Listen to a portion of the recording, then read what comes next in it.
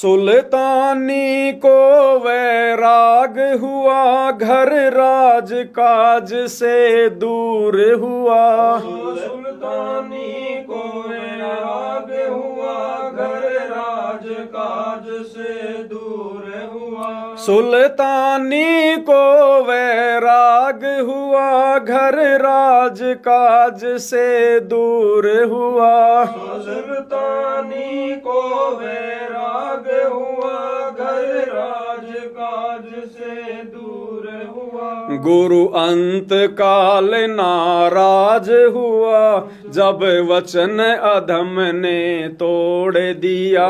गुरु अंत काल नाराज हुआ, जब वचन अधम ने तोड़ दिया। उस भगत ने पाड़ा जीत लिया, सतगुरु को गोविंद मान लिया। उस भगत ने पाड़ा जीत लिया, सतगुरु को गोविंद मान लिया। अब्राहिम अधम सुल्तान बलक बुखारी का बादशाह, जिसके इतने ठाट बाट, 18 लाख घोड़े, 16,000 औरतें, सोने चांदी हीरे मोती जवाहरात की कोई कमी नहीं। गुरुदेव कहते हैं देवताओं का राजा इंद्र भी शर्मा जाता था उसके ठाट बाट को देखकर कि ऐसे ठाट बाट तो मेरे भी नहीं है जो बलक बुखारे के बादशाह के हैं। लेकिन परमात्मा ने आत्मा को उस कीचड़ से, उस दलदल से बाहर निकालना था। यानी भाई और बहनों, हम तो मांगते हैं धन, और सतगुरु ने उस धन रूपी दलदल से अपनी आत्मा को बाहर निकाला। उस सुल्तानी को भी वैराग हो गया था। सुल्तानी को वैराग हुआ, राज से, काज से, घरबार से, औरतों से, बच्चों से, हाथी घोड़ों से, घर राज काज से दूर हुआ। लेकिन अंत में क्या हुआ भाई और बहन? तत्व ज्ञान के अभाव में, गुरु को परमात्मा ना मानने के अभाव में, ये सबसे बड़ी हमारी कमजोरी रही है। हमने गुरु को परमात्मा नहीं माना। तो जिस सुल्तानी ने इतना बड़ा त्याग किया, सुल्तानी को वैराग हुआ, घर राज काज से दूर हुआ, पर अंत काल नाराज हुआ। कौन? गुरु। गुरु अंत काल नाराज हुआ जब वचन अधम ने तोड़ दिया। क्या वचन तोड़ दिया उसने अंत में?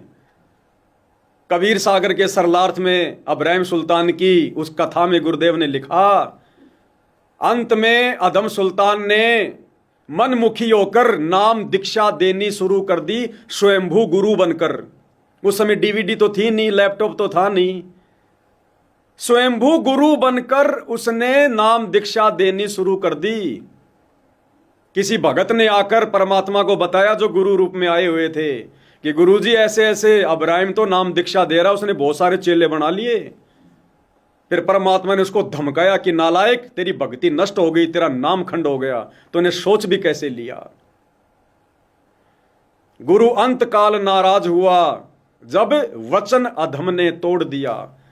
आज भाई और बहनों, गुरु जी हमें क्या कह रहे हैं बार बार कि बच्चों, जो मेरे से उपदेश लेकर स्वयंभू गुरु बनकर इन मंत्रों का आगे दान करेगा, वो सबसे बड़ा अपराधी है परमात्मा का, उसको गुरुद्रोही समझ लेना।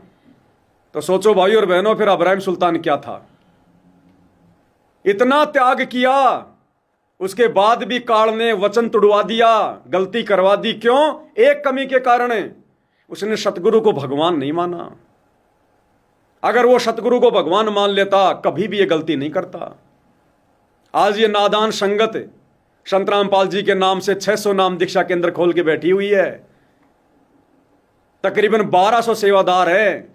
एक से भी पूछ लो, क्या तूने गुरुजी से जेल में जाकर ये डीवीडी से नाम दीक्षा देने की आज्ञा ली? ना ना ना ना। तो फिर क्यों दे रहा है? गुरुजी के परिवार ने आदेश दे दिया।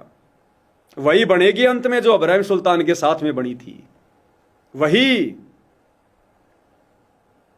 अरे वो कमाल, अगर 650 साल पहले डीवीडी होती, अब्राहिम सुल्तान के समय पर अगर डीवीडी होती, वो अपने मुख से नाम नहीं देते, वो भी डीवीडी से नाम देते। और फिर भी गुरु ने उनके खिलाफ यही लिखना था कि उन्होंने वचन तोड़ा। आज वही गलती ये नादान संगत कर रही है, जगह जगह नाम दीक्षा केंद्र खोलकर। एक ने भी सार जेल में जाकर जब गुरु जी के परिवार ने कहा कि भैया तुम सेवादार बन जाओ, डीवीडी से लोगों को दीक्षा दिलाओ, एक भी माई के लाल ने जेल में जाकर गुरुदेव से नहीं पूछा कि गुरु जी क्या आज्ञा है। सारे के सारे स्वयंभू गुरु बन के बैठे हुए हैं। क्यों? क्योंकि संगत ने संत रामपाल जी को परमात्मा की दृष्टि से देखा ही नहीं, और जब तक नहीं देखोगे, नहीं मानोगे, भैया गलतियों पे गलतियां करोगे। ये नियम है अध्यात्म का। तो भाई और बहनों, आप और हमारे ऊपर, सत्सयुगों के ऊपर कितनी बड़ी दया, कितनी बड़ी मेहर हुई परमात्मा की। हमें गुरुदेव ने सबसे पहले अपने आप को परमात्मा मनवाया। साथ संगति के माध्यम से परमेश्वर ने ये साबित करवाया कि तुम्हारा गुरु ही परमात्मा है, भगवान है। और सबसे पहले हमने गुरु को ही परमात्मा माना, जो आज हम इतनी बड़ी बड़ी गलतियां करने से बचे हुए हैं, जो गलतियां सरेआम ये आश्रम वाले कर रहे हैं। आगे क्या शिक्षा लिखवाई परमात्मा ने?